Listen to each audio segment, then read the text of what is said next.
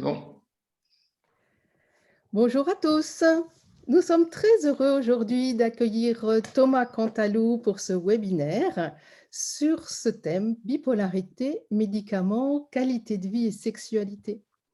Thomas Cantalou pourra nous en dire plus, mais déjà je peux vous dire qu'il est interne en psychiatrie au CHU de Lille et créateur d'un site internet psychopharma.fr, site spécialisé dans les médicaments utilisés en psychiatrie. C'est d'ailleurs pour ça qu'il est là aujourd'hui. Pour réaliser cette interview, nous aurons 3 bénévoles Argos de Milan-Franche-Comté, Peggy Fernandez, qui elle-même est proche aidante de malades bipolaires, Fabrice Laurent, qui est aussi un proche aidant, et moi-même, Sylvie Anne, qui suis malade bipolaire et proche aidant. Donc, on sait que bipolarité, médicaments, qualité de vie et sexualité est un sujet très important qui n'est certainement pas assez abordé par les médecins psychiatres eux-mêmes et même par les patients. C'est-à-dire que les uns les autres, on n'ose pas en parler et c'est dommage. C'est pour ça qu'on a choisi ce thème-là aujourd'hui. Ce webinaire va se passer à peu près ainsi. Déjà, Thomas va nous expliquer, va nous montrer différentes familles de médicaments. Il ne pourra pas toutes nous les montrer, il s'en expliquera pendant une dizaine de minutes.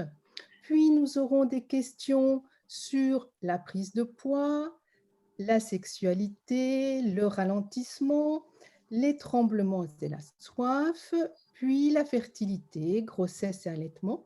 Puis nous pourrons faire une petite conclusion. Normalement, ce webinaire devrait durer une quarantaine de minutes. Eh bien, Thomas, je vous laisse la parole. Merci pour cette introduction, Sylvie. J'espère que vous m'entendez tous bien et que vous voyez bien la première page de ce diaporama. Effectivement, donc, je suis interne de psychiatrie sur le CHU de Lille et puis c'est avec plaisir que je vais vous présenter parmi les différents médicaments qu'on peut retrouver dans le traitement des troubles bipolaires, voilà, quels sont un peu leurs impacts sur la qualité de vie et sur la sexualité des patients. Qu'est-ce qu'on peut faire pour tolérer et mieux vivre avec ces traitements qui peuvent s'avérer être parfois un peu compliqués à tolérer justement. Le but, comme vous le disiez Sylvie, c'est pas de traiter l'ensemble des psychotropes commercialisés en France. On va parler des principaux. L'essentiel, ça va être surtout je vais laisser à la fin de ce diapo les ressources que vous allez pouvoir retrouver chez vous pour vous renseigner sur vos propres traitements. Des ressources qui sont tout à fait accessibles, gratuites, basées quand même sur des preuves scientifiques solides, mais accessibles pour le grand public. Donc voilà, on ne va pas parler de tout, mais en tout cas, vous aurez toutes les clés en main pour avoir toutes les informations qui vous manqueraient peut-être à la fin de ce webinaire. Je vous propose de commencer du coup avec quelques petits messages clés, quelques avant-propos, voilà. Alors les effets indésirables, déjà, c'est pas automatique, d'accord. Ça va dépendre de chaque traitement et puis de chaque personne. Voilà, on va tous réagir différemment aux médicaments. Il y a des gens qui vont faire tous les effets indésirables, il y a des gens qui vont en faire aucun. On peut pas le savoir à l'avance, mais voilà, on n'est pas tous égaux devant ça aussi, il faut le savoir. La prise régulière du traitement conditionne son efficacité. Effectivement, dans le cas des psychotropes, ça met souvent quelques semaines à apparaître, l'efficacité. Et au début, on a souvent que les effets indésirables. Donc, c'est vrai que c'est dur de s'accrocher à ces traitements psychotropes, mais voilà, il faut savoir que ça met un peu de temps à agir. C'est des médicaments qui sont à manier avec précaution, dans le sens où il ne faut pas les commencer ni les arrêter trop brutalement. Ça, c'est vrai que voilà, j'en parle dans l'avant-propos parce que c'est quelque chose qu'on retrouve souvent malheureusement en hospitalisation. Voilà, ils sont à manier avec précaution. En général, il faut quand même en parler à son pharmacien ou à son médecin quand on veut faire des arrêts ou des pauses. Et puis, 2 petits mots sur la sexualité, vu que c'est aussi le sujet aujourd'hui. Pareil, il n'y a pas de sexualité normale. Ça varie selon les personnes, selon les âges, selon les cultures. Tout le monde est sexué, mais on peut vivre épanoui sans sexualité. Voilà. Ce n'est pas une obligation de notre société d'avoir une sexualité, donc il faut le savoir aussi. Alors, on va commencer avec, on va traiter du coup des 3 grandes classes de thymorégulateurs et puis on finira par un mot sur les anxiolytiques. Donc dans ces 3 grandes classes, il y a le lithium. Ensuite, on parlera des thymorégulateurs antiépileptiques.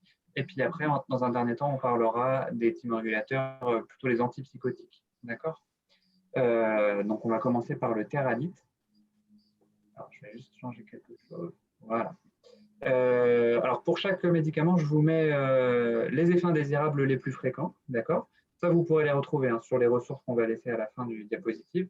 Les effets indésirables les plus fréquents, un petit rappel sur ces effets indésirables, voilà, pour ne pas s'inquiéter effectivement, parce que là, dans la majeure partie des cas, c'est des effets indésirables qui sont réversibles, qui sont surtout présents dans les premières semaines de traitement et puis qui diminuent d'elles-mêmes, voir si on diminue le traitement ou on l'arrête, ces effets indésirables partent complètement.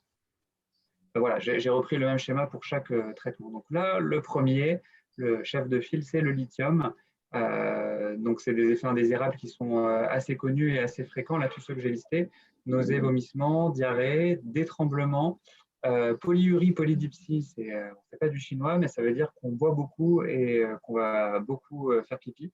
Effectivement, le lithium, ça peut changer cette sensation de soif et puis cette rétention de sel. Donc, c'est des effets indésirables qu'on peut retrouver assez fréquemment. Des troubles de l'équilibre, du fait de ces modifications aussi d'apport d'eau et de sel, et une prise de poids. Vous voyez, à droite, je vous ai mis 3 pictogrammes. Le premier, c'est la sexualité. Le deuxième, c'est la prise de poids. Et le troisième, c'est la vigilance. Donc, on voit qu'effectivement, le lithium, il est très connu pour faire prendre du poids. Il s'édate quand même un peu, mais le lithium n'est pas connu pour agir sur la libido, sur la sexualité. D'accord? Un petit mot quand même sur la fertilité, les femmes enceintes, les femmes allaitantes, parce que voilà, ça fait aussi partie des questions quand on parle des traitements. Le lithium n'est pas conseillé chez la femme enceinte, parce que c'est un agent qui est tératogène, ça veut dire qu'il peut induire des malformations chez le fœtus. Donc voilà, il reste envisageable, mais vraiment pas en première intention du tout. Il faut dans tous les cas en parler à l'obstétricien et puis au psychiatre qui suivent la grossesse. Chez la femme enceinte, on le contre-indique aussi parce qu'il passe dans le lait maternel. Et chez l'homme, il pourrait agir sur la qualité du sperme.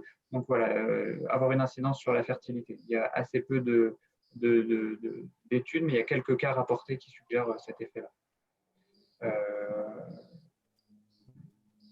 Des petits conseils de prise également pour chaque traitement, ce sera toujours la même chose. Là, pour le lithium, effectivement, donc il y a une forme rapide et une forme à libération prolongée. C'est souvent la forme à libération prolongée qu'on retrouve chez nos patients. Vu que c'est des comprimés à forme à libération prolongée, c'est important de ne pas les croquer, pas les écraser et pas les sucer, parce que sinon, en fait, on va perdre cette qualité de libération prolongée. Vous risquez d'avoir tout le traitement qui va arriver d'un coup dans votre sang. Donc, c'est important de conserver leur forme. À peu près comme tous les traitements, en cas d'oubli, si ça fait moins de 2 heures que vous avez oublié de le prendre, prenez votre traitement. Sinon, il vaut mieux attendre et prendre le traitement comme d'habitude le lendemain. Alors, le surdosage en lithium, c'est une situation d'urgence qui nécessite une prise en charge médicale immédiate. Les signes de surdosage, c'est souvent les mêmes du coup. C'est des nausées, une soif intense, des tremblements, voire de la confusion. D'accord? Donc, vous pouvez aussi avoir des spasmes, de la rigidité musculaire et encore des troubles de l'équilibre. Si vous voyez que c'est intense et que ça arrive en début de traitement surtout, il faut aller consulter votre médecin. C'est des effets indésirables qui peuvent apparaître aussi lorsque vous êtes fort déshydraté pour des raisons diverses. Si par exemple vous avez eu, je sais pas moi, une gastro, que vous avez perdu beaucoup d'eau, le lithium peut être plus concentré. Vous pouvez avoir ces effets-là qui apparaissent. Donc il faut être plutôt vigilant avec le lithium. On reviendra après avec Sylvie et les autres pour les questions sur le lithium avec plaisir. On passe à la deuxième catégorie du coup de traitements thymorégulateurs qui sont les antiépileptiques. Donc on va parler de la carbamazépine, du Lamictal et puis du valproate, donc tout ce qui est dépakine, dépakote et dépamide. Donc le premier de la file, c'est la carbamazépine, le Tegretol. Vous voyez, à droite, il a lui non plus pas d'effet connu sur la sexualité, sur la libido. Il fait moins prendre de poids que le lithium, mais il sédate davantage. Donc, je vous ai listé ces effets indésirables les plus fréquents. On n'est pas sur le même profil d'effets indésirables que le lithium. Le principal inconvénient de ce traitement, finalement, c'est toutes les interactions médicamenteuses qu'il va avoir le Tegretol. Un petit mot aussi sur les femmes enceintes, femmes allaitantes. Par exemple, le Tegretol, il va avoir un effet sur la pilule de contraception œstroprogestative qui il peut la rendre inefficace. Donc ça, il faut le savoir aussi. Voilà, ça fait beaucoup d'interactions médicamenteuses, le Tegretol. Chez la femme enceinte, c'est un traitement qui est également déconseillé, comme le lithium, parce qu'il peut entraîner des malformations chez le fœtus. Il reste envisageable si vous en parlez avec votre psychiatre et l'obstétricien qui suit la grossesse, mais voilà, pas avant 10 semaines d'aménorrhée de toute façon. Chez la femme allaitante, on le déconseille, et chez l'homme, il n'y a pas de données particulières sur la fertilité. J'ai mis leucopénie, je ne sais pas si c'est un mot que tout le monde a dans son Faut toujours vocabulaire. Je crois que c'est une déformation les mots professionnelle. médicaux, faut Ouais, toujours les expliquer. ouais, je suis désolé. C'est quand on a moins de globules blancs, donc moins de défense immunitaire.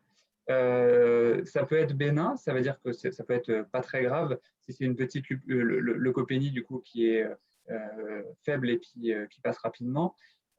Si on voit que c'est quelque chose qui se majore dans le temps, et ça peut être un effet indésirable grave. Donc là, j'ai mis fréquemment bénin et transitoire, il faut quand même le surveiller. De toute façon, le Tegretol, quand il est prescrit, on a des prises de sang régulières avec son psychiatre pour vérifier que justement les globules blancs ils restent bien à un seuil correct dans le sang. Je ne sais pas s'il y a des mots compliqués aussi, ataxie, diplopie peut-être. L'ataxie, c'est le fait de perdre un peu l'équilibre, de perdre voilà, cette qualité de proprioception qu'on peut avoir avec les objets, avec le sol, le trouble de l'équilibre. La diplopie, c'est de voir double, tout simplement. Somnolence, sédation, et voilà. Tout ça, c'est des effets, encore une fois, c'est comme le lithium, c'est souvent des effets qu'on retrouve en début de traitement et qui passent tout seul avec le temps. Donc, c'est désagréable, c'est vrai, mais il faut se rassurer quand on les a, c'est pas quelque chose qui reste indéfiniment. Les conseils de prise pour le Tegretol, encore une fois, ça, je vous mets les ressources à la fin du diapo, donc vous allez pouvoir retrouver tous ces conseils, soit pour le lithium, le Tegretol ou les autres. Il ne faut pas non plus les croquer ni écraser les comprimés, c'est comme le lithium. Il ne faut pas consommer de jus de pamplemousse. Ça, c'est avec certains traitements aussi. Je vous disais que ça avait beaucoup d'interactions médicamenteuses avec les autres traitements, mais également avec certains aliments, dont le pamplemousse. Donc voilà, il faut être au courant de cette interaction médicamenteuse. Comme je vous dis, la somnolence, la sédation, ça peut être évité dans les premières semaines de traitement si le traitement il a introduit très progressivement, qu'on espace les doses sur la journée, par exemple, qu'on fractionne. Voilà, ça peut permettre une meilleure tolérance du traitement en début de traitement. Pareil que le lithium, si ça fait moins de 2 heures qu'on l'a oublié, on peut le prendre, sinon on attend le lendemain ou la prise suivante. Les signes d'alerte, voilà, je vous parlais des globules blancs, affection sévère des systèmes hématologiques, ça veut dire ça. C'est-à-dire au niveau du bilan sanguin, il y a quelque chose qui ne va pas au niveau des globules rouges, des globules blancs ou des plaquettes, ou au niveau du foie. Ça peut être aussi des grosses allergies cutanées sévères ou des signes de défaillance cardiovasculaire. C'est une urgence aussi, comme le lithium. Signes de fièvre, signes d'infection, ça peut témoigner aussi d'une baisse des globules blancs. Donc, dans tous les cas, il faut en parler à votre médecin rapidement et il faut arrêter de prendre le traitement jusqu'à temps qu'on ait eu un avis médical. On passe au deuxième traitement concernant les thymorégulateurs, le Lamictal. Alors lui, ça va surtout être des effets dermatologiques, les effets secondaires, et il peut avoir des effets secondaires très graves. Donc c'est comme la carbamazépine, il faut être attentif aux effets secondaires dermatologiques. Il peut donner des céphalées, c'est des maux de tête. Vous voyez qu'au niveau du profil des effets indésirables pour le poids, la sédation et puis la sexualité, ce n'est pas un traitement qui est connu pour perturber tout ça. Donc ça, c'est plutôt positif. Au niveau des conseils de prise, lui, ce traitement, au contraire, on peut croquer les comprimés, les dissoudre dans un petit volume d'eau. L'alimentation, globalement, ça ne va pas changer grand-chose à la prise du traitement. Vous pouvez prendre en dehors ou pendant les repas. D'ailleurs, un petit conseil, si vous avez du mal à tolérer vos traitements parce que ça vous donne la nausée ou que voilà, vous êtes un peu patraque, si c'est possible, il faut les prendre pendant le repas. Tous les traitements ne sont pas possibles, ne peuvent pas être pris pendant le repas. Je pense à la kétiapine, par exemple. Mais la majorité des traitements peuvent se prendre pendant le repas. Ça a tendance à diminuer les effets secondaires type nausée et vomissement. Et pareil, le retard, moins de 2 heures, je ne vous le refais pas. Les signes d'alerte, voilà, comme je vous disais, les réactions cutanées.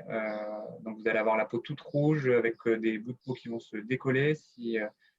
Dans le pire des cas, ça c'est vraiment le signe d'alerte qui doit vous faire appeler le 15 directement et arrêter le traitement avant d'avoir un avis médical. Et le dernier traitement qui a l'autorisation de mise sur le marché, en tout cas parmi les antiépileptiques indiqués pour les traitements des troubles bipolaires, le valproate, donc Dépakine qui n'a pas l'autorisation de mise sur le marché dans le cadre des troubles bipolaires, mais qui a été assez souvent prescrit, notamment ces dernières années pendant la pénurie de Dépakote et du Dépamide. Les effets indésirables les plus fréquents, les patients vont souvent se plaindre de tremblements et de prise de poids. Avec le valproate d'expérience, on retrouve aussi nausées et vomissements et des grosses fatigues. La grosse fatigue, ça peut être surtout en début de traitement et éviter en fractionnant les doses et en commençant progressivement. Mais je l'ai quand même mis dans les effets indésirables les plus fréquents. On voit qu'il n'y a pas d'effet connu sur la sexualité et la libido, mais voilà, comme je disais, ça fait prendre du poids et ça fatigue le valproate. Pour les conseils de prise, vous voyez, ce traitement, on peut le prendre pendant ou à distance des repas. Je reparle de l'introduction progressive voilà, pour limiter certains effets secondaires. Les signes d'alerte concernant le valproate, une grosse fatigue, voilà, un malaise inhabituel avec des nausées, des vomissements, une perte d'appétit, douleur abdominale sévère, des petits saignements. Voilà. Ça veut dire qu'il y a quelque chose qui est en train de se passer qui n'est pas normal, donc ça doit vous amener à consulter votre médecin, encore une fois, ou appeler le 15, hein, c'est encore mieux. Alors maintenant, on change de classe thérapeutique, on arrive sur la dernière classe, c'est les antipsychotiques. C'est des antipsychotiques de seconde génération, c'est-à-dire qu'ils sont arrivés un peu plus tard sur le marché. Ils sont censés avoir une meilleure tolérance, on est censé avoir une meilleure tolérance avec ces traitements, donc ils sont censés donner moins d'effets secondaires classiques des antipsychotiques, à savoir de la rigidité musculaire et articulaire, ce qu'on appelle des signes anticholinergiques, donc en fait ça va être des troubles de la miction, on ne va pas réussir à aller aux toilettes, des constipations, la bouche sèche, des difficultés d'accommoder avec ses yeux, c'est-à-dire de ne pas réussir à voir en plein jour ou quand il fait trop sombre. Voilà, ça c'est des antipsychotiques de seconde génération, donc ils sont censés donner moins d'effets secondaires de ce type, mais on peut quand même en retrouver. Ils ne sont pas parfaits, ces traitements. Le premier, c'est l'Abilify. C'est celui qui a le moins d'effets secondaires de tous. Il a un profil un peu différent des autres. On peut retrouver quand même parmi les effets secondaires fréquents des impatiences, une acathysie. Alors ça, l'acathysie, excusez-moi, donc c'est encore du chinois.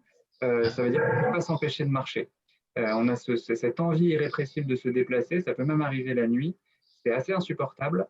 On va en parler dans les questions-réponses si vous voulez, mais en gros, cet effet secondaire, c'est assez difficile de le calmer. Ça passe souvent par une réduction des doses, voire un changement de traitement.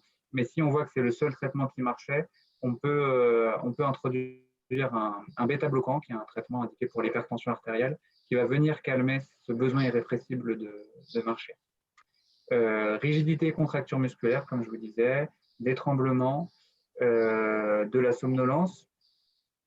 Somnolence et insomnie, pareil, on va en parler dans les questions-réponses, mais c'est des choses qui peuvent être facilement travaillées avec votre psychiatre qui vous a prescrit le traitement, en décalant la prise. Par exemple, si vous voyez que le médicament vous fatigue beaucoup quand vous le prenez le matin, peut-être que de le prendre le soir, ça va vous permettre de mieux dormir et puis vous serez moins fatigué en journée. Et vice-versa avec l'insomnie, si c'est un médicament qui vous empêchait de dormir, peut-être que le prendre le matin va vous permettre de passer des nuits un peu plus tranquilles. Anxiété et troubles digestifs également. Et c'est ce que je vous disais, globalement, c'est vrai qu'il a moins d'effets indésirables que ces traitements analogues les autres antipsychotiques. Pas d'effet connu sur la sexualité, pas d'effet connu sur la prise de poids, et il peut avoir tendance à sédater. Il y a plusieurs études qui disent que ça ne sédate pas, d'autres études qui disent qu'on retrouve un peu de sédation, donc je vous ai mis plus ou moins. Je pense que c'est très personne dépendante et dosage dépendant. Conseil de prise pour la Abilify, effectivement, ça se prend normalement en une seule prise avec un verre d'eau. Peu importe si vous le prenez avec de la nourriture, ce sera absorbé de la même manière. C'est un traitement qui existe sous forme orodispersible pour ceux qui ont du mal à avaler les comprimés. C'est-à-dire qu'on peut le mettre sous la langue et il se disperse tout seul. Ou sinon, vous le mettez avec un verre de jus, un verre d'eau, et puis vous pouvez le boire assez facilement. La même règle en cas d'oubli, et puis des 2 heures. Les signes d'alerte et de surdosage, c'est comme tous les antipsychotiques, vous allez voir sur les diapos, c'est toujours pareil pour les antipsychotiques. Nous, on fait très attention au risque de syndrome malin des neuroleptiques. Vous en avez peut-être déjà entendu parler si vous avez bénéficié d'un traitement par antipsychotique. En gros, on va être très vigilant sur ce syndrome malin des neuroleptiques. On va retrouver de la fièvre, on va retrouver des gros tremblements, une grosse rigidité, ça peut aller jusqu'à la confusion. C'est une urgence vitale, c'est-à-dire qu'il faut appeler le 15 et c'est un syndrome qui se traite en réanimation bien souvent parce que voilà, ça nécessite un monitoring constant. Ça contre-indique normalement le traitement à vie une fois qu'on a fait un syndrome malin des neuroleptiques.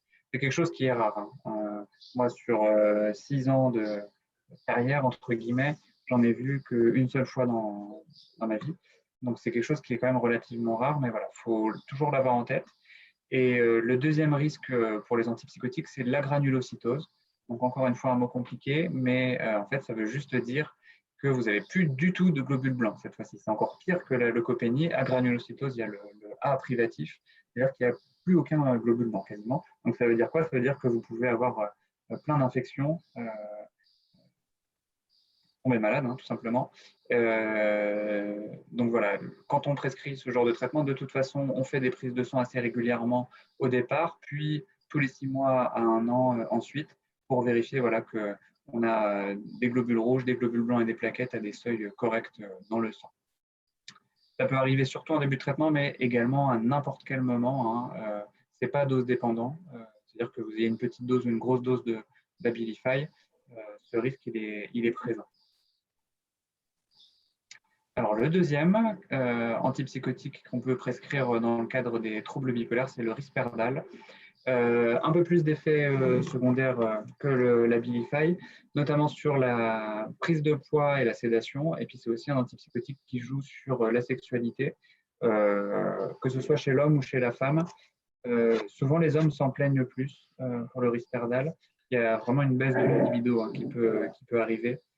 Dans les effets indésirables les plus fréquents, surtout à l'initiation du traitement, voilà, insomnie, sédation, somnolence, tremblement. Je ne reviens pas sur la façon de traiter ces effets secondaires. De toute façon, on va pouvoir en rediscuter tout à l'heure. Et le risque faible d'effets anticholinergiques, c'est ce dont je vous parlais aussi il y a quelques minutes, à savoir la bouche sèche, difficulté à voir dans les lieux très éclairés ou très sombres, la constipation et puis des difficultés à uriner. Donc ça, il a plutôt peu d'effets anticholinergiques par rapport aux autres antipsychotiques. Conseil de prise, pareil, c'est un traitement qui se prend soit en prise unique, soit en 2 fois, matin et soir. Je vous mets des petits rappels en cas d'oubli de prise, quand est-ce qu'il vaut mieux prendre son traitement. Ça, encore une fois, vous l'aurez dans les ressources que je vous laisse à la fin du diaporama. Donc, chacun pourra regarder un peu son traitement. Je ne reviens pas sur le syndrome malin des neuroleptiques et de la granulocytose, mais voilà, on a également le même risque que pour l'Abilify. Alors ensuite, on a le Zyprexa, c'est le 3e sur les 4 qu'on peut prescrire. Zyprexa, ce qu'il faut retenir, c'est prise de poids. C'est le traitement le plus connu pour faire prendre du poids en psychiatrie. Je lui ai mis 4+, c'est le seul qui a 4+. C'est à prendre en compte au moment où on va le prescrire, au moment où vous allez dialoguer aussi avec votre médecin.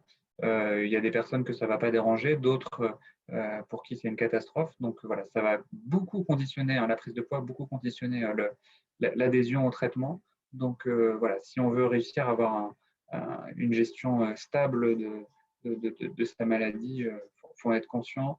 La somnolence, les hypotensions orthostatiques également qu'on retrouve surtout en début de traitement. Qu'est-ce que ça veut dire hypotension orthostatique? Ça veut dire qu'on fait des chutes de tension seulement quand on est debout. Quand on est assis ou allongé, ça va. Et puis dès que vous allez vous mettre debout, ça va vous faire comme un vertige finalement. En fait, il n'y aura pas assez de sang pour irriguer le cerveau. Il peut y avoir des malaises, des chutes. Voilà, les conseils qu'on donne souvent, c'est de se lever doucement, progressivement, de bien s'hydrater. Et si l'introduction se fait progressivement, ça peut limiter le risque aussi en début de traitement. Le risque faible de signes extrapyramidaux, encore une fois du chinois, les signes extrapyramidaux, c'est tout ce qui va être tremblement, rigidité articulaire, l'acathisie dont je vous parlais, le besoin irrépressible de marcher. Voilà, le Zyprexa, c'est un traitement relativement récent et il a moins d'effets secondaires de ce type. Moins d'hyperprolactinémie. Désolé, hein, j'ai mis vraiment des mots, j'ai pas mis de filtre. L'hyperprolactinémie, en gros, la prolactine, c'est une hormone qu'on a tous dans le cerveau qui va jouer notamment sur la lactation chez les femmes. Quand on en a trop de prolactine, en fait, ça va venir inhiber d'autres hormones, notamment chez l'homme, la testostérone. Et en fait, c'est l'hyperprolactinémie, par exemple, qui va causer la chute de la libido. Donc, le Zyprexa, il est censé donner moins d'hyperprolactinémie. Vous voyez qu'il a quand même un petit plus là sur la sexualité. Il joue quand même un peu sur la libido. Et puis, le simple fait qu'il fasse prendre énormément de poids peut jouer aussi sur la libido, sur le ressenti sur le plan sexuel. Au niveau des conseils de prise, il n'y a pas grand-chose à dire sur le Zyprexa. Et pour les signes d'alerte, c'est pareil que l'Abilify, pareil que le Risperdal. On reviendra dessus si vous avez des questions tout à l'heure. Et le dernier, la kétiapine, le Xeroquel, j'en parlais tout à l'heure. Je disais que c'était un traitement qu'il ne fallait pas prendre pendant le repas. C'est un antipsychotique aussi. Effet indésirable le plus fréquent, les signes sur la constipation, difficulté urinée, la bouche sèche, les maux de tête, les tremblements, rigidité et contracture musculaire, de la sédation, de la prise de poids et perturbation du bilan lipidique, ça veut dire cholestérol. Hein. Donc vous voyez, ça fait quand même beaucoup. Il a l'avantage de ne pas jouer sur la sexualité. C'est un traitement qu'on peut mettre aussi dans le cas des épisodes dépressifs caractérisés et dans le cas des troubles bipolaires avec un versant dépressif plus important que les phases maniaques. C'est un traitement qui a un peu la double casquette en fonction de la dose qu'on met.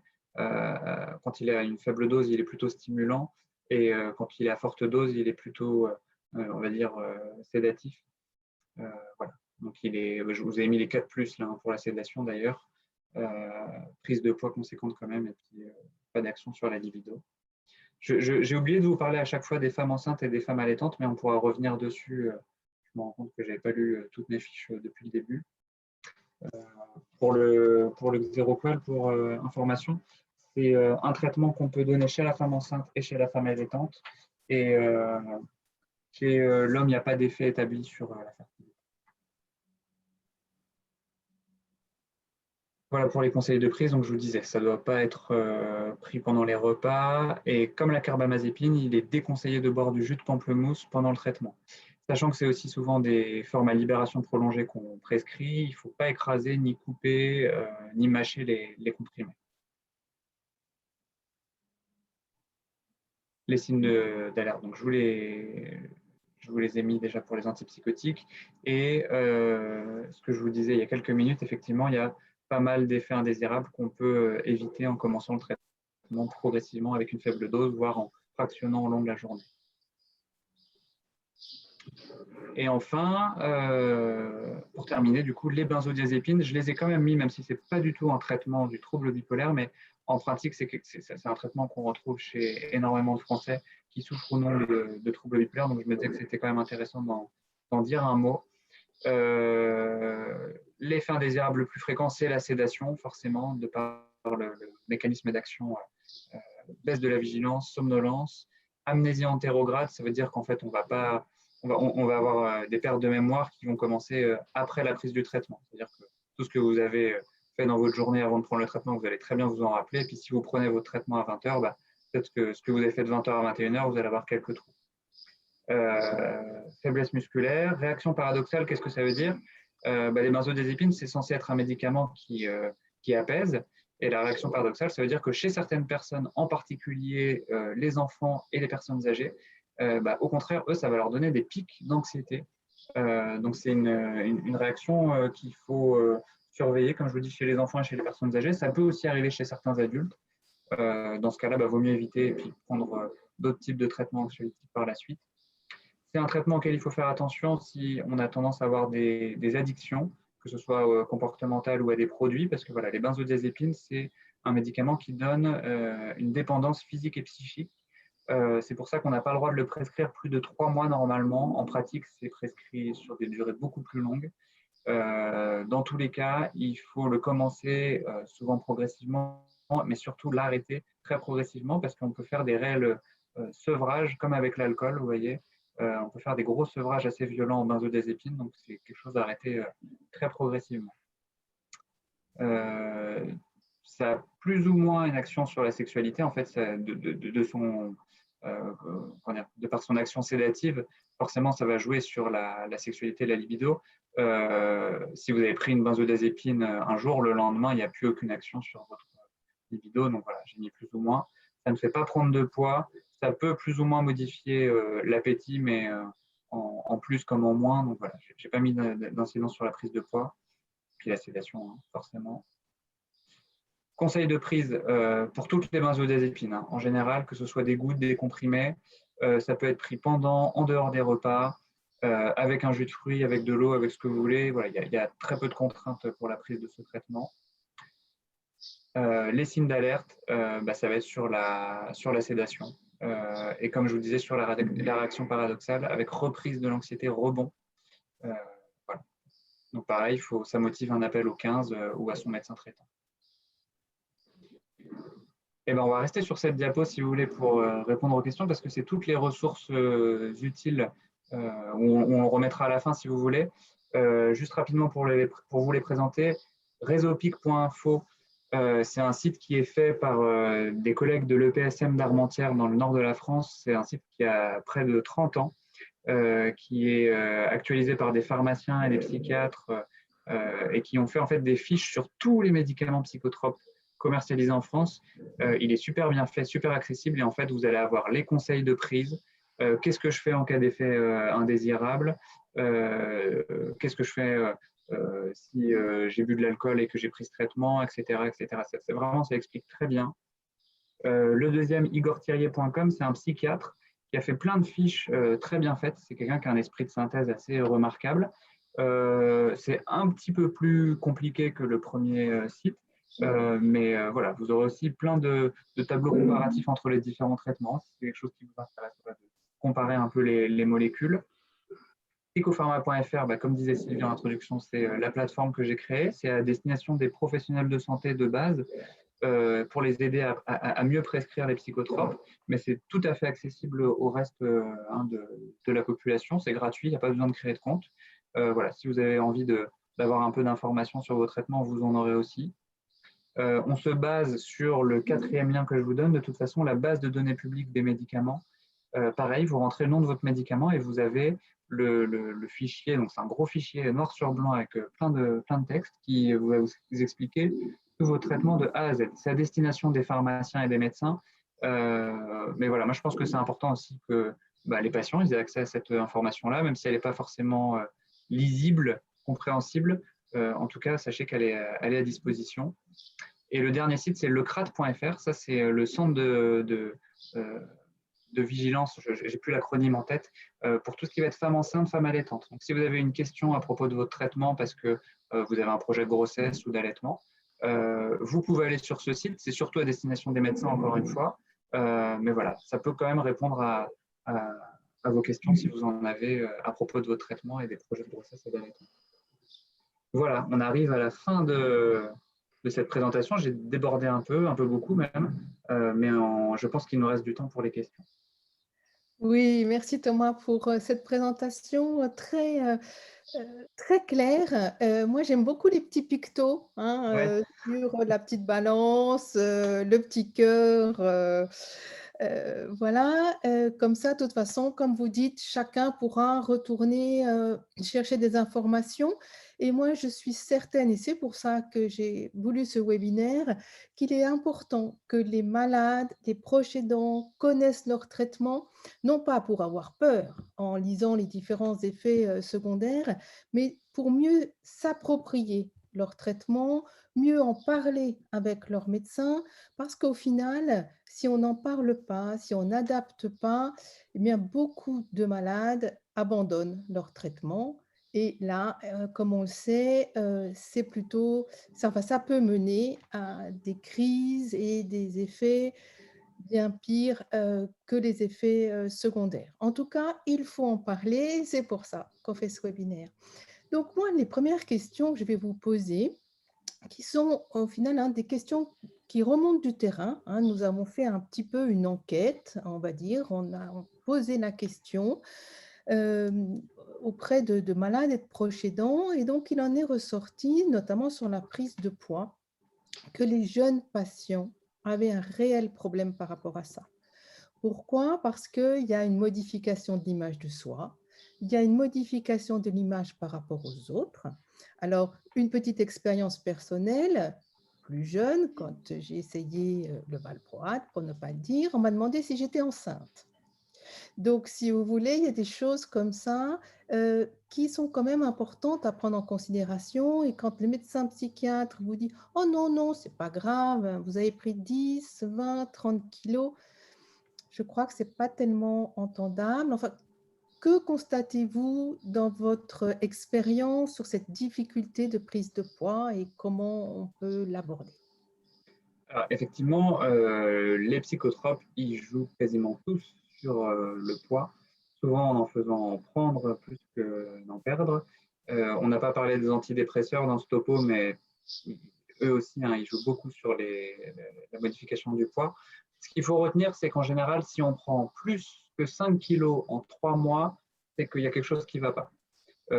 Dans tous les cas, il faut au minimum demander à son médecin ou qui vous le propose euh, de base, c'est d'avoir des règles hygiéno-diététiques, on va dire, enfin, des conseils diététiques qui vont vous accompagner parce qu'effectivement, ça va modifier votre appétit, le traitement, et ça va aussi plus ou moins modifier le métabolisme et la façon dont vous absorbez tous ces aliments.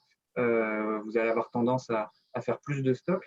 Donc voilà, il faut être vigilant. Plus de 5 kilos en 3 mois, alerte, il y a quelque chose qui ne va pas. Et même si c'est moins de 5 kilos en 3 mois, des règles d'hygiène et de diététique, c'est primordial. Qu'on prenne ou non un traitement, vous me direz. Hein, mais voilà, c'est le minimum qu'on peut conseiller. On peut envisager de baisser le traitement si on voit que la prise de poids elle est trop forte, voire même changer de traitement. Parce que effectivement, surtout les gens jeunes, c'est très difficile en termes d'acceptation de soi, d'image de soi, cette prise de poids. Oui, c'est vrai. Et du coup, est-ce qu'on a des perspectives d'avenir? Parce que quand même, sur toutes vos diapos, la petite balance, il y a une croix, deux croix, trois croix. Hmm. Est-ce qu'on a des perspectives d'amélioration? Alors, il y a l'Abilify qui est l'antipsychotique, un des antipsychotiques les plus récents. Lui ne fait pas prendre de poids, par exemple. Et c'est souvent un antipsychotique qui est prescrit en première attention de ce fait, parce qu'il a moins d'effets indésirables que ces traitements analogues. Alors malheureusement, je ne suis pas pharmacien, je ne suis pas dans la recherche pharmaceutique, donc je ne doute pas qu'il travaille dessus, mais je ne sais pas ce qui va sortir prochainement en termes de traitement qui ne ferait pas prendre de poids. Je pense que il vaut mieux s'organiser, nous et puis les patients en amont, en proposant justement des remparts à ces effets indésirables, plutôt que d'attendre le traitement magique, parce que voilà, c'est toujours une balance entre bénéfices et risques. Donc si on peut essayer de faire pencher la balance plus d'un côté en en rajoutant un peu de sport, un peu d'effort sur les menus. Voilà, c'est quelque chose qui est peut-être, on a plus de marge de manœuvre. Oui, très bien, merci beaucoup. Je vais passer la parole à Peggy qui, elle, va arriver avec les questions sur la sexualité, parce que c'est aussi un sujet dont nous voulions parler, car très souvent tabou. Pourquoi? Parce que les patients n'osent pas en parler eux-mêmes. C'est sociétal, c'est intime, enfin, on a beaucoup de qualificatifs. Et donc, on a voulu en parler. Et je passe la parole à Peggy.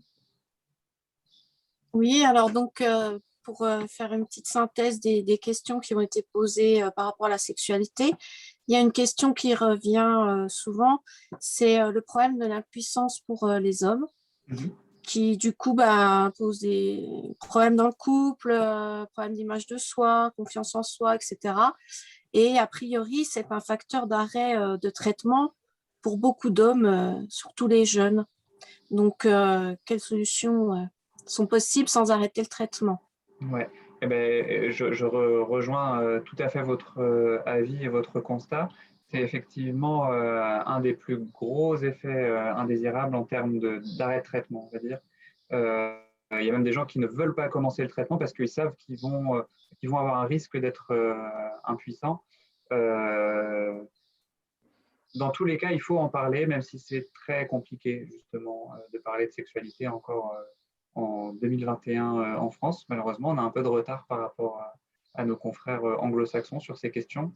Il y a des traitements qui existent pour tout ce qui va être trouble de l'érection.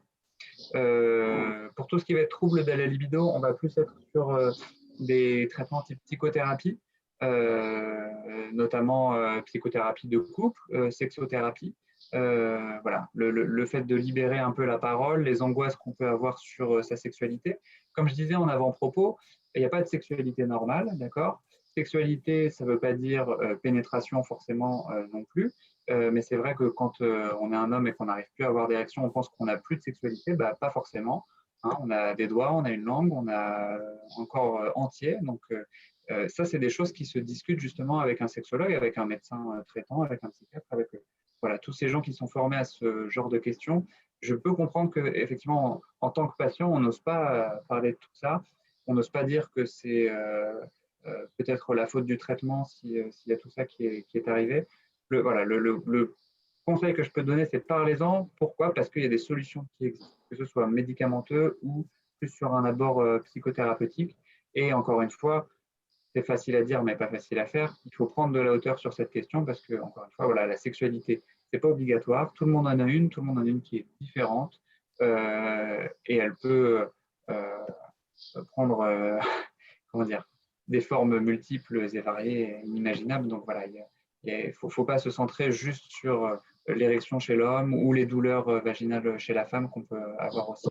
Voilà, il y a plein de façons de vivre sa sexualité, même avec un traitement.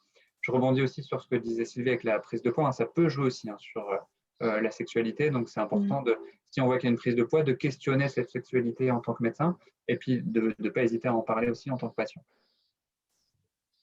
Oui, justement, on en a parlé en préparant les questions avec Sylvie et Fabrice, et on se demandait aussi si parfois ces problèmes justement d'impuissance étaient seulement liés aux médicaments ou peuvent aussi avoir un rapport Alors, avec, par exemple, comme la prise de poids, l'image de soi, etc., la confiance en soi. ouais, ils peuvent être liés aussi à la pathologie en tant que telle.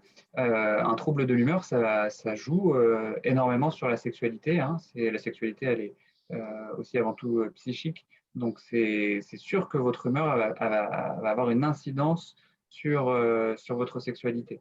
Parfois, le médicament, il peut même rebooster la sexualité alors que ce n'était pas le but à la base et que ce n'était pas voulu par le patient non plus.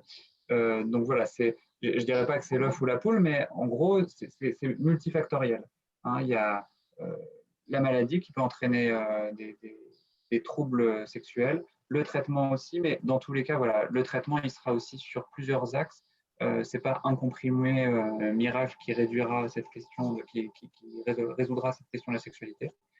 Ça va être surtout voilà, de mêler communication avec les proches, abord psychothérapeutique, hein, type sexothérapie, thérapie cognitivo-comportementale, si ça peut parler à certains d'entre vous aussi. Et voilà, et c'est un ensemble de petites solutions qui, mises bout à bout, vont permettre d'outrepasser cet inconvénient et de pouvoir maintenir au final hein, le traitement pour stabiliser son humeur. Oui, c'est intéressant ce que vous dites par rapport au fait que le médicament peut aussi rebooster la sexualité alors que bon, ce n'est pas forcément un effet voulu. Et c'est vrai que c'est quelque chose, là on ne l'a pas eu dans les questions, mais sur le terrain, quand on voit certains témoignages, c'est vrai que des fois ça pose aussi problème du coup. Tout à fait. Ouais. Donc après, effectivement, comme vous dites, il n'y a pas que les médicaments, il faut aussi chercher des solutions thérapeutiques autres. Et notamment, oui, ne pas hésiter à aller voir un sexologue, un sexothérapeute, enfin voilà. Tout à fait. Aujourd'hui, il y a des solutions qui existent en ligne. Alors, j'ai aucun conflit d'intérêt avec cette plateforme. Ça s'appelle charles.co. C'est pour les hommes et c'est une plateforme anonyme qui permet de dialoguer avec un sexothérapeute en direct et même de bénéficier de la prescription, si besoin, d'un traitement pour corriger les troubles de l'érection de façon complètement anonyme. Donc, voilà. Ça peut aussi convenir à certaines personnes qui auraient peur d'en parler à un médecin traitant qu'ils connaissent très bien. Il faut savoir que, voilà, on peut chercher aussi des petites solutions sur Internet. Oui, bah merci pour cette piste intéressante. Sinon, bah, le deuxième côté qui ressort beaucoup sur la sexualité, vous en avez un petit peu parlé, c'est cette histoire de perte de libido, que ce soit pour les hommes ou les femmes. Et pareil, voilà, quelle solution sans arrêter le traitement? Ouais, alors effectivement, comme je vous disais, ça joue sur la prolactine, cette hormone là qu'on a tous dans le cerveau, ça a tendance à l'augmenter. Malheureusement, il n'y a pas de traitement pour ça, pour jouer sur cette hausse de la prolactine. En général, c'est surtout en début de traitement. Malheureusement, la libido, on voit que quand on la perd surtout. Enfin, c'est assez linéaire, quoi. C'est difficile de retrouver une libido une fois que le traitement l'a fait diminuer. Là, ça va surtout être sur le travail des cognitions, des croyances, via de la psychothérapie, pour se dire, bah non, mais en fait, peut-être que ma sexualité peut être différente désormais, peut-être que je peux être heureux même si ma sexualité a changé, peut-être, voilà, plus de se questionner de cette façon-là. Si, encore une fois, c'est une balance entre bénéfices et risques, si on estime que le traitement vous a trop pris de votre sexualité et que c'est quelque chose qui vous manque trop, bah, en discuter avec votre psychiatre pour peut-être essayer un autre traitement qui aura moins d'incidence sur la libido. C'est tout à fait entendable, hein, en tant que médecin, en tout cas, de changer un traitement parce qu'il a détruit la libido de quelqu'un. Et c'est un effet indésirable qui est réversible à l'arrêt du traitement. D'accord ? Ça prend un peu plus de temps, c'est un peu plus compliqué, mais on s'en remet. Oui, merci. Moi, je trouve que c'est intéressant cette histoire que vous avancez en fait qu'il n'y a pas de sexualité normalisée, on va dire, et qu'effectivement, on peut aussi trouver des solutions en adaptant une nouvelle sexualité. Tout à fait. Alors, c'est vrai que quand on souffre d'un trouble bipolaire et qu'on peut être en phase, moi je dis phase up, c'est vrai qu'on peut avoir une sexualité, une hypersexualité, et puis un hyper tout en fait dans chaque champ de la vie. Et c'est très dur de revenir à un état de base parce qu'on fait le deuil d'une vie qui était assez exaltante, assez grisante hein, finalement, et aussi sur le plan de la sexualité. Donc encore une fois, il n'y a pas de sexualité normale, mais c'est vrai que de retomber à un niveau de base, ça peut être assez démoralisant. Mais je rebondis sur ce que vous venez de dire à l'instant. Encore une fois, il n'y a pas de sexualité normale, elle est juste différente. Et peut-être qu'on peut trouver d'autres sources de plaisir dans cette sexualité, ou même d'autres sources de plaisir dans d'autres champs de la vie. Voilà. Tant que ça ne pose pas problème, finalement, c'est bon. Du coup, ben là, on a fait un petit peu le tour. Pardon, Sylvie. Pour rebondir justement sur tant que ça passe, que cela ne pose pas de problème, c'est bon. Il y a l'abord individuel, mais il y a aussi beaucoup de retours de terrain de couple. Oui. Parce que comme vous disiez, la libido, en fonction des variations de l'humeur, va être basse, va être haute, va être différente, on va dire, hein, puisqu'on sait qu'il n'y a pas de sexualité normale. C'est là aussi, je rebondis sur ce que vous disiez, qu'une thérapie ensemble, ou partager ou échanger est très important. Et là, moi, je rebondis vraiment là-dessus, car c'est important. Tout à fait. Tout à fait. Et c'est vrai que c'est compliqué d'en parler à son conjoint ou sa conjointe. Mais moi, j'aime bien dire que pour communiquer, il n'y a pas que la parole, hein. Il y a plein de choses. Il y a le toucher, il y a les cadeaux, il y a les petites attentions, il y a les moments partagés. Voilà. Et c'est dur de parler de problèmes de libido, mais peut-être qu'on peut communiquer sur ces problèmes de libido sans forcément en parler. Voilà, je laisse mûrir un peu cette réflexion, mais c'est vrai que voilà, on a toujours plein de moyens finalement de communiquer. Le langage verbal, ça peut occuper non verbal, ça peut occuper 90% de notre communication, donc autant en profiter. Et voilà, il y a toujours des solutions. S'il n'y a pas de solution, c'est qu'il n'y a pas de problème. C'est très positif ce que vous nous dites. Et effectivement, on va laisser mûrir cette phrase et on va donner la parole à Fabrice pour la suite. Oui, et bien moi, je vais venir sur le domaine du ralentissement. Mais il y a d'autres termes qui sont utilisés. On parle d'endormissement. Mais dans tous les cas, ce qui est remarqué, c'est que le ralentissement des capacités intellectuelles est très pénalisant, bon, socialement, mais de façon plus marquée dans le monde du travail, car ça touche la compréhension, ça touche le raisonnement, ça touche la capacité à rendre compte, et c'est parfois vraiment handicapant. Et en plus, le tout se traduisant donc par un travail fragmenté, hein, du fait de ce ralentissement, du fait de la fatigue, du fait d'avoir besoin de dormir.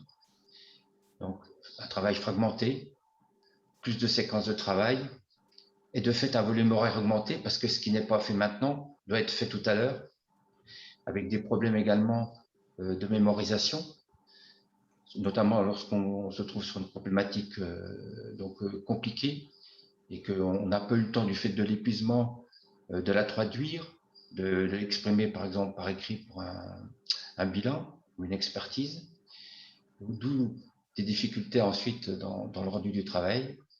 Et cette surcharge de travail également est antinomique par rapport aux exigences de l'État qui exigent qu'à certains moments on se pose pour pouvoir récupérer.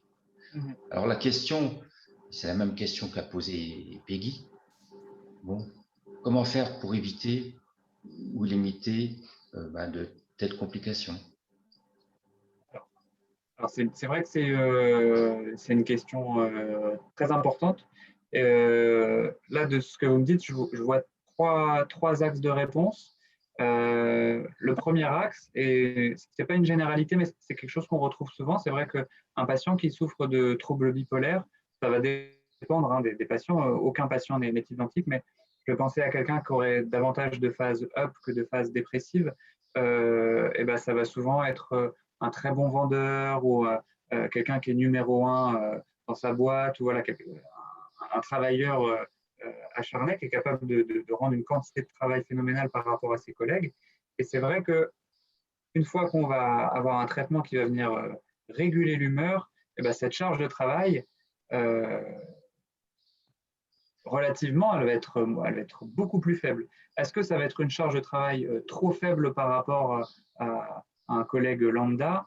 Bah, c'est pas sûr, vous voyez. Il faut prendre ça en compte aussi, que l'état de base de quelqu'un qui serait souvent en phase up, bah, il est déjà plus haut que la normale, il est déjà capable de faire beaucoup plus que les autres. Donc voilà, faut garder un peu ça dans un coin de la tête pour voilà, essayer d'analyser la situation en fonction de ça. Deuxièmement, les troubles bipolaires peuvent effectivement, la maladie en tant que telle, abîmer finalement le cerveau, les synapses, les connexions qui se font, qui nous permettent de réfléchir, de se concentrer.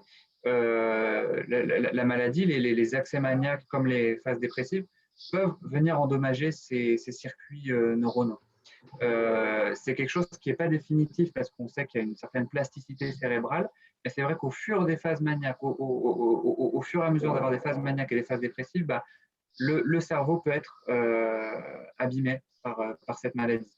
Et le troisième axe de réponse, forcément, c'est le traitement qui, effectivement, de par son mécanisme son fonctionnement, il peut altérer la capacité de se concentrer. Et on l'a vu en lisant les effets indésirables les plus fréquents, la somnolence, les difficultés de concentration, les troubles de la mémoire. Voilà, tout ça, c'est sûr que ce n'est pas anodin. Quand on mélange tout ça, tous ces trois axes mélangés, effectivement, on se retrouve avec des gens qui vont très mal vivre le fait d'être sous traitement parce qu'on peut avoir l'impression que c'est juste du fait du traitement qu'on a perdu toutes ces capacités de concentration, de mémorisation, de capacités de travail. Moi, je vous dis ça pour essayer de nuancer un peu le propos. Mais encore une fois, je comprends que ce soit une question très importante et difficilement acceptable quand on est un patient de se dire, en fait, ce traitement, il m'enlève ma qualité de vie. Je prends un traitement parce que je souffre, mais en fait, je souffre encore plus. Je fais le deuil de mes capacités intellectuelles et ça, c'est pas possible. Il faut en parler à son psychiatre ou au médecin qui prescrit ce traitement parce que, encore une fois, il peut y avoir un switch possible pour un traitement qui est moins sédatif. Peut-être que ça peut se jouer là-dessus. Il faut penser, comme je vous disais tout à l'heure, peut-être qu'il faut prendre le traitement plus tôt le soir ou plus tôt le matin. Ça va avoir un effet différent sur les capacités de concentration en journée, les capacités d'éveil. Ça, il faut en parler avec le psychiatre parce qu'il y a certains traitements qu'on ne peut pas forcément prendre le matin ou le soir. Donc, et voilà. Encore une fois, moi, je pense que effectivement, c'est facile à dire, mais s'il n'y a que des solutions, s'il n'y a pas de solution, on sait qu'il n'y a pas de problème. Mais voilà, je me dis qu'il y a toujours moyen d'essayer d'adapter le traitement avec son psychiatre pour essayer de limiter ses effets secondaires et dans tous les cas, si c'est vraiment trop compliqué, voir s'il n'y a pas un autre traitement qui peut convenir avec un profil d'effet indésirable différent. Je dis ça en sachant pertinemment, pour avoir travaillé à l'hôpital, qu'il y a parfois des situations très complexes où malheureusement, il y a des moments aussi, on en parlait précédemment, où on va devoir mettre 2 thymorégulateurs. Donc, on a horreur de faire ça, mais parfois, on n'arrive pas à contrôler la maladie. Donc, on est obligé d'arriver à ça. Et effectivement, là, effectivement, quand on a 2 thymorégulateurs, alors les facultés de concentration, de mémorisation, peu importe qu'il y ait eu la maladie en amont, peu importe qu'il y ait eu une différence sur la charge de travail, ça va être affecté. Ça, je ne peux pas vous dire le contraire. Donc, il y a un switch possible. Il faut garder ce côté optimiste de votre propos. Ouais. Si on devait retenir la partie optimiste, c'est que les switches sont possibles. Le fractionnement sur la journée du traitement, c'est possible assez souvent. De passer à des formes à libération prolongée, plus douces, de prendre le traitement le soir, le matin. Voilà. Ça peut tout à fait s'entendre. Il peut y avoir aussi un lien qui est fait avec la médecine du travail. Je sais que dans certaines entreprises, c'est compliqué, mais c'est quelque chose qui existe, c'est un droit fondamental. Donc, il faut aussi ne pas hésiter à faire intervenir ce genre de professionnels pour demander un aménagement, pour pouvoir continuer à s'épanouir au travail, parce que c'est aussi une partie du traitement, justement, de conserver ce travail. Oui, la médecine du travail a son importance. Ouais, tout à fait. C'est important que l'employeur soit initié ou informé à ces problématiques, parce que c'est pas parce qu'à un moment donné, on est ralenti ou qu'on est en super forme qu'on a un moins bon employé qu'un autre. Tout à fait. Voilà, moi j'en ai terminé pour cette partie du ralentissement. Eh bien, écoute, voilà, moi je vais reprendre. Alors, juste une question, Thomas, vous parliez donc de problèmes cognitifs au final. Moi aussi, je vais utiliser peut-être un terme, mais disons que ça carbure moins après plusieurs crises. Est-ce que des exercices cognitifs peuvent nous permettre d'améliorer ça, de retrouver une certaine plasticité, enfin grâce à la plasticité cérébrale, à retrouver un mieux de ce côté-là? Tout à fait. Alors, ce n'est pas du sudoku et des mots fléchés. même si ça peut aider. Ça va surtout être tout ce qui va être de l'interaction sociale, de ressentir des émotions, de parler en public, de rencontrer du monde. Vous voyez, c'est ça aussi, hein, d'améliorer sa plasticité cérébrale, c'est de sortir un peu d'une certaine zone de confort, de bousculer ses habitudes, quelque chose de tout simple, hein, mais aller faire ses courses au supermarché, lire des livres, échanger avec des gens, faire des exposés. Tout ça, c'est des choses qui vont aller stimuler nos connexions neuronales et c'est ça qui va permettre d'améliorer les cognitions, justement, les facultés cognitives, pardon. C'est pas magique, ça revient pas comme ça. On revient peut-être pas à 100% non plus de ses capacités. De toute façon, les capacités maximales, c'est 18 ans. Vous voyez, les champions de Rubik's Cube ou de choses comme ça, ils ont tous 17-20 ans. Et même moi, à 27 ans, je suis déjà sur le terrain, vous voyez. Donc, voilà. Mais il faut les stimuler de cette manière-là, ces capacités cognitives, qu'on ait ou non un trouble bipolaire, hein, de toute façon. D'accord, merci. Alors moi, je vais intervenir sur les tremblements et la soif, bon, qui est quand même une question qui revient très souvent puisque le lithium est encore aujourd'hui un des premiers médicaments prescrits. En plus, l'été arrive, les vacances. Qu'est-ce que vous pouvez nous dire et comment apaiser peut-être ces tremblements? Ouais. Alors, déjà, si vous prenez une forme à libération prolongée, mais qui est la plus souvent prescrite, ça peut un peu atténuer ces effets indésirables. Malheureusement, c'est des effets indésirables qu'on peut atténuer. Alors, soit ils disparaissent d'eux-mêmes dans les premières semaines, soit s'ils restent, c'est souvent une baisse du traitement qui va pouvoir corriger le tir. Malheureusement, le lithium, pour qu'il soit efficace, vous êtes au courant qu'on dose des lithiémies, donc le taux de lithium dans le sang, et on a un indice thérapeutique. Ça veut dire qu'il faut que le dosage soit compris dans une fourchette assez étroite. Et si on sort de cette fourchette, on peut s'attendre à ce que le lithium ne soit plus efficace pour moduler l'humeur. Donc voilà, ça va être un équilibrage, un affinage assez précis pour essayer de diminuer le lithium, mais en restant dans la fenêtre thérapeutique et cliniquement rester aussi avec une humeur qui nous convienne. Voilà, il n'y a pas de traitement miracle pour les tremblements. Je vous parlais des bêta-bloquants pour l'acathisie tout à l'heure. Ça n'a pas d'autorisation de mise sur le marché pour le lithium, hein, ce genre de traitement. Pareil pour les anxiolytiques, ça ne va pas venir calmer les tremblements forcément. Voilà. Et il y a certains psychiatres, j'ai déjà vu faire, mais encore une fois, c'est une recette de grand-mère, donc moi, je ne peux pas le conseiller. Ne le demandez pas à votre médecin parce que ce n'est pas quelque chose qui est dans les livres. Donc, et c'est pareil pour le valproate, hein, il y a souvent des patients qui se plaignent de tremblements. Pour le valproate, on n'a pas cette histoire de fourchette thérapeutique, donc on peut essayer de baisser un peu plus facilement. Mais voilà, ça va encore être une fois un équilibre entre bénéfices et risques. Si ces tremblements sont trop importants, trop invalidants à long terme, il faut envisager un switch, un fractionnement, une prise la nuit. Enfin voilà, faut changer les solutions qui ne marchent pas pour d'autres solutions. Merci. Peggy, à toi pour le dernier point, grossesse, allaitement, enfin fertilité peut-être avant grossesse. Oui, fertilité, grossesse, allaitement. Du coup, oui, dans les questions, est-ce qu'il y a certains médicaments qui peuvent nuire à la fertilité? Du coup, dans les médicaments que vous avez cités, entre autres. Ouais. Alors, moi, je vais vous remettre sur les ressources que je vous avais mis. Il y avait la base de données publique des médicaments. Et en gros, vous allez avoir à chaque fois, sur chaque fiche médicament, un petit passage sur la fertilité. Je ne vais pas pouvoir vous répondre sur tous les médicaments qu'on a présentés, mais justement, on vous remettra le lien et vous pourrez aller voir. Vous tapez, je dis n'importe quoi, Zerocol. Sur le côté, vous avez, ou sinon, je peux peut-être même vous montrer en direct à quoi ça ressemble. Je peux partager mon écran? Oui, allez-y, sans problème. Hop.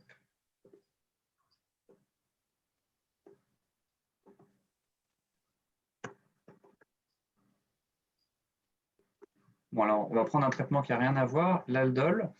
Donc, quand vous êtes sur la base de données publique des médicaments, vous allez sur résumé des caractéristiques du produit. Oui, c'est l'onglet du milieu. Vous avez sinon fiche info, notice, c'est ce que vous avez dans la boîte de vos traitements. Et puis là, résumé des caractéristiques du produit. Et puis vous voyez à gauche, vous avez un sommaire qui traite de la fertilité. Donc, comme par hasard, ça va être le seul qui ne traite pas de la fertilité. Je crois que c'est dans grossesse et allaitement. Ouais, Donc, voilà. Fertilité, grossesse et allaitement. Et voilà, vous allez avoir tout un tas d'explications. Ici, sur la fertilité, fertilité vous avez tout un petit texte qui va vous expliquer si ça peut altérer ou non cette fertilité. Donc, plutôt que voilà, de vous donner un exemple pour chaque médicament, vous allez sur base de données des médicaments et vous retrouvez toutes ces infos. Vous voyez, c'est un gros bloc noir sur blanc, mais on ne peut pas dire que ce ne soit pas exhaustif. Ok. Donc, ça, c'est dans les liens Ouais. qu'on partage à la fin, Ouais, qu'on met tout à fait. en fond d'écran. Du coup, il y avait aussi, par rapport à la grossesse, tout à l'heure, pendant l'exposé, vous disiez que, par exemple, le lithium et le tegrétol étaient déconseillés, mais que le Xéroquel, par exemple, pouvait être adapté pour une grossesse et l'allaitement. Donc, quelqu'un, par exemple, une femme qui serait sous lithium, est-ce qu'elle pourrait, le temps de la grossesse, switcher ou comment ça se passe, en fait, concrètement? Alors, c'est une décision qui se prend de concert avec la sage-femme ou l'obstétricienne qui suit la grossesse, d'accord. Encore une fois, le lithium, il présente un risque pour le fœtus, un risque de malformation. Si on voit que le lithium, c'est le seul traitement qui marche et que de toute façon, le trouble de l'humeur aurait pu entraîner des difficultés pour la grossesse, voilà, il y a une balance en faveur du lithium. On se dit de toute façon, si on met un autre traitement, on risque d'avoir d'autres complications. Donc, il vaut mieux laisser le lithium à dose minimale efficace, avec une surveillance, avec échographie régulière pour voir si le fœtus se développe correctement. Mais ce n'est pas un traitement de première intention. Effectivement, si on sait qu'on a une femme qui arrive et qui a un projet de grossesse et qu'on souhaiterait mettre sous traitement thymorégulateur, c'est un projet de grossesse à court terme en tout cas, on ne va pas se pencher sur le lithium ni sur le valproate, mais effectivement plutôt aller sur un antipsychotique qui sera mieux toléré et qui aura moins de risques pour le fœtus et la maman pendant la grossesse. Mais un switch est possible au cas où. C'est possible aussi. Donc ça, oui, ça a discuté donc avec femme, obstétricien. Et le patient, ça va dépendre du patient surtout, de quel est le type de trouble bipolaire qu'il a. Est-ce que c'est le trouble bipolaire qui va être le plus dangereux pour le fœtus ou c'est le traitement qui va être le plus dangereux? Voilà, ça va être un équilibre entre ces deux. D'accord, merci. Et puis, il y avait une question aussi par rapport aux mamans qui souffrent de troubles bipolaires par rapport au baby blues. Ouais. Déjà, une maman qui ne souffre pas de ces troubles peut avoir un baby blues très fort, enfin être sous antidépresseurs, etc. Donc, en fait, la question, c'était est-ce que c'est anticipé? Est-ce que ça a été pensé en amont ou pas du tout? Pour les personnes souffrant de troubles bipolaires, est-ce qu'on pense en amont à cette histoire de baby blues ou pas du tout? On a voir ce qui se passe. Il y a 2 points. Le baby blues en tant que tel, c'est une entité clinique, ce n'est pas une maladie. C'est quelque chose qui arrive très, très, très, très fréquemment. Et tant qu'on ne doit pas mettre de traitement antidépresseur, tout ça, c'est que c'est un baby blues, justement. Si on passe, comme vous dites, au stade où on doit avoir un traitement, c'est qu'on est dans une dépression du postpartum. Donc là, c'est quelque chose de plus vide, c'est quelque chose de très fréquent quand même, la dépression du postpartum, donc il faut être vigilant. Et troubles bipolaires ou non, on doit être vigilant à ces troubles psychiques qui peuvent apparaître suite à une grossesse. Voilà, c'est pas parce qu'on souffre d'un trouble bipolaire qu'on va faire plus de baby blues, mais on sera peut-être plus à risque qu'il y ait des fluctuations de l'humeur, effectivement, suite à la grossesse. C'est quelque chose qui est, je parle au nom de mes confrères, j'espère ne pas me tromper, mais quand on a un patient qui est suivi en psychiatrie et qui a un projet de grossesse qui est accouché, effectivement, on monitore l'humeur, les émotions suite à l'accouchement, parce que l'arrivée du bébé, les changements hormonaux, tout ça, c'est une explosion, donc c'est un bouleversement. Oui, donc il y a un suivi quand même plus... Oui, et Les sages-femmes aussi sont hyper formées à ça, parce que c'est quelque chose de très fréquent dans la population générale, le baby blues. J'ai pas préparé les statistiques, mais ça se trouve facilement sur Google, c'est énorme. Et ça dure quelques jours, il n'y a pas besoin de mettre de traitement, c'est tout à fait normal d'avoir un baby blues, mais il faut être vigilant que ça ne perdure pas dans le temps. Mais c'est intéressant que vous fassiez la différence, parce que c'est vrai que souvent, les personnes appellent baby blues, même la dépression postpartum. Et non, il y a vraiment une différence. Baby blues, mais effectivement, c'est important de souligner la différence. Je crois que c'était à peu près tout ce qu'il y avait là sur. Par contre, moi j'avais une question perso comme ça qui m'est venue pendant la visio. Est-ce que vous, en tant que jeune médecin, enfin futur jeune médecin à terme, vous êtes sensibilisé justement à tous ces effets secondaires? C'est-à-dire? C'est-à-dire, par exemple, je vais généraliser, mais les anciens psys, c'est vrai que, comme on disait tout à l'heure, vous avez pris 10 kilos, c'est pas grave, vous avez des tremblements, c'est pas grave. Sauf que pour le patient, c'est grave. Et ça rajoute, justement, par exemple, en phase dépressive ou quoi, ça peut rajouter justement de l'anxiété, enfoncer encore plus dans la dépression. Est-ce que vous, on vous sensibilise à ça Alors, voilà. on nous sensibilise. J'étais pas là il y a 40 ans pour dire, pour comparer le contenu des formations, et je vais pas cliver avec mes aïeux. On nous sensibilise pas spécialement aux effets indésirables. On nous fait comprendre qu'effectivement, quand on prescrit un traitement, notamment par exemple les traitements antidépresseurs, ça va être sur le profil d'effets indésirables qu'on va choisir l'antidépresseur pour notre patient. Donc c'est quand même une question qui est traitée.